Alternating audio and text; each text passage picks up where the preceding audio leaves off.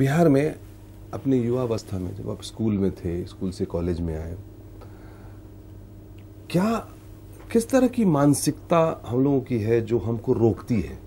हमको आगे बढ़ने से रोकती है, हमको व्यवसाय में लगने से रोकती है? हमारे बिहार की जो बिहारी प्रवृत्ति है वो वहाँ क्या देखा आपने, क्या महसूस किया? हमने स्कूल और कॉलेजों में ये महसूस किया कि लोगों का झुकाव बिहार में जो है वो आज भी सरकारी नौकरियों के प्रति बहुत ज़्यादा है। जो एक एंटरप्रेन्योरशिप में रिस्क टेकिंग एबिलिटी होता है या कोई नई राह खोजने की बात आती है, यहाँ तभी खोजा जाता है जब सारे राह बंद हो जाता है। ये एक हकीकत है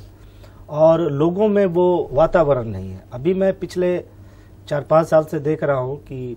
लोग में IIT जाने का उत्साह है, इंडियन इंस्टीट्यूट ऑफ मैनेजमेंट जाने का उत्साह है, लेकिन ये उत्साह जब हम लोग कॉलेज में पढ़ते थे तो ये उत्साह लोगों में नहीं था।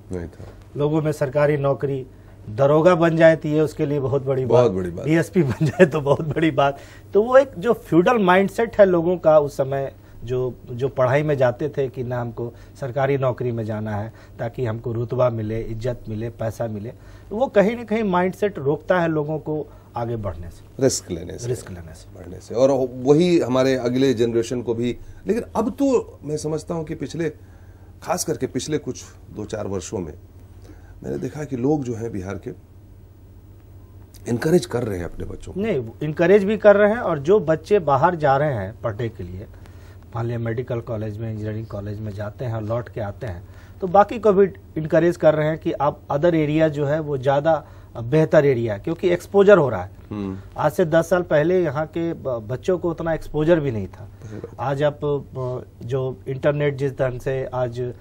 सब जगह जैसे फैलाव किया है, उसके चलते भी लोगों की नॉलेज बेस बढ़ी है, बच्चों की बढ़ी है। आज किसी भी इंटरनेट कैफ़े में जाएंगे तो बच्चे खोजते रहेंगे वहाँ की कॉलेज कौन सा है अच्छा, बाहर में कहाँ से इंजीनियरिंग अच्छी की जा सकती है, मेडिकल। ये सोच अब बदला है और अब लगता है कि ये जो बिहार की जो नॉलेज बेस रही है हमेशा,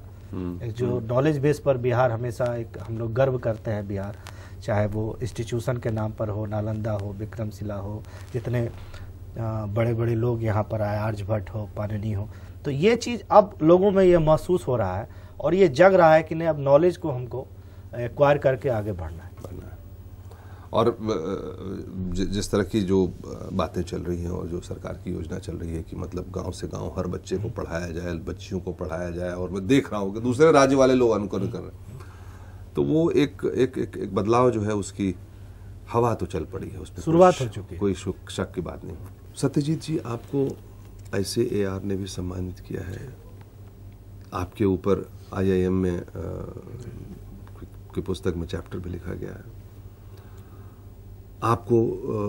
दीन दुनिया से पहचान मिलती है, सरकार से,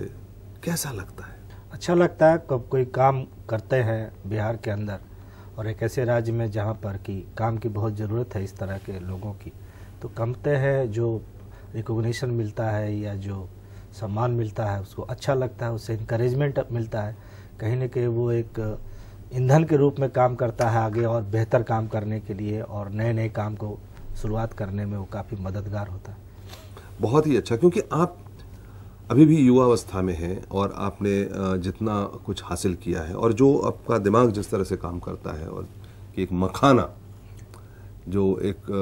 सड़क पे लोग बेचा करते थे, पर्व त्योहार में इस्तेमाल करते थे, उसकी आपने इंडस्ट्री बना दी है। मतलब हजारों हजार लोग, मैं जानता हूँ इस चीज़ को कि आपका नेटवर्क पूरा है, उसके उत्पादन में लग गए हैं।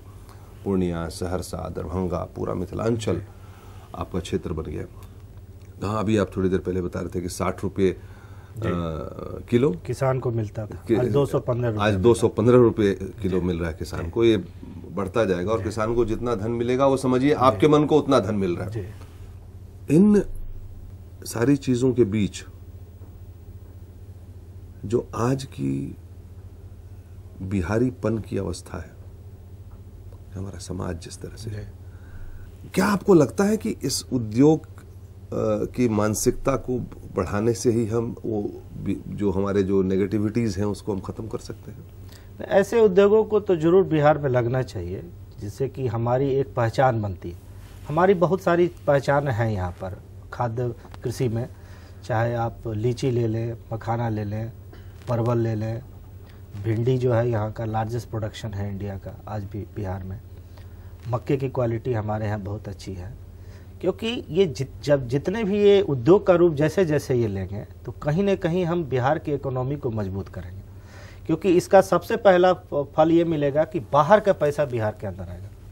आज हमारी त्रासदी सबसे बड़ी ये है कि यहाँ का पैसा बाहर जा रहा है। हम कुछ उस तरह के सोच नहीं कर पा रहे हैं जिससे कि हम यहाँ के इकोनॉमी में पैसा उसको डाल पाएँ या यहाँ के लोग लाभान्वित हो पाएँ। और सुबह से लेकर शाम तक जरूरी आने वाली हर एक चीज़ बाहर से हमारे यहाँ आते हैं और वो पैसा भी हम जो भी अर्न करते हैं वो बाहर चला जाता है। तो कहीं न कहीं ये इन सारी चीज़ों को उद्योग लगने से बाहर का पैसा आएगा और यहाँ की इकोनॉमी मजबूत होगी, क्योंकि वो बहुत ज़रूरी है। आप बहुत तरह के राजनीतिक बातें होते रहती है, विशेष राज्य का दर्जा मान लिया, बिहार का हक है, मांगा जा रहा है,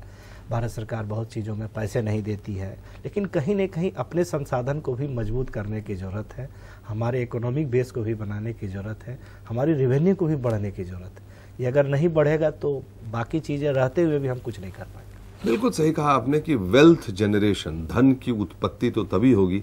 जबकि हम पैदा करेंगे धन। वो तभी होगा जबकि हमारे प्रोड्यूस जो है, हमारी प्रोडक्शन बढ़ेगी और हमारी प्रोडक्शन बाहर बिकेगी, बाहर का पैसा हमारे पास आएगा, वो हमारे लोगों के विकास में लगेगा। आपकी सोच, आपकी समझ जानने के लिए और बिहार का कौन सा स्वरूप देखते हैं, अभी हाजिर होते हैं एक छोटे से ब्रेक के बाद।